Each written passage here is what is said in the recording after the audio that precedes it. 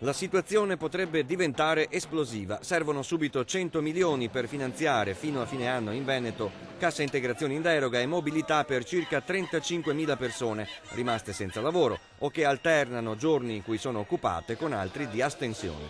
Dopo 4 anni e mezzo di crisi, per decine di migliaia di veneti non ricevere più nessun tipo di ammortizzatore sociale potrebbe essere drammatico.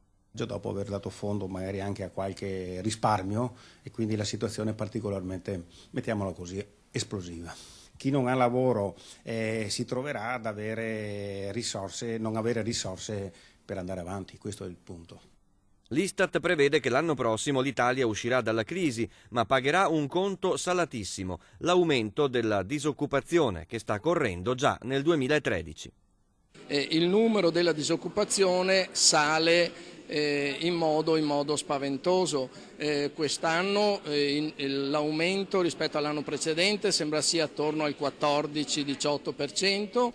Poi c'è anche chi rischia il licenziamento e di non ricevere la cassa integrazione. È il caso emblematico dei lavoratori dell'azienda Turismo Padova Terme Euganee, azienda speciale della provincia che ha deciso di licenziare 14 dipendenti che non sapevano di non avere nessun ammortizzatore sociale.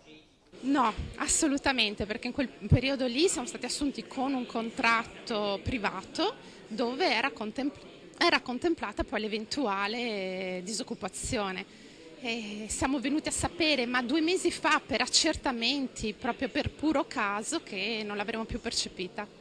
I finanziamenti all'azienda speciale sono in prevalenza regionali, ma ne sono soci, oltre alla provincia di Padova, il Comune e la Camera di Commercio. Per questi lavoratori, dicono i sindacati, gli enti pubblici proprietari devono trovare una soluzione entro il 30 giugno, se no saranno a casa e senza tutele. E pensare che in Veneto l'industria del turismo fattura 11 miliardi all'anno.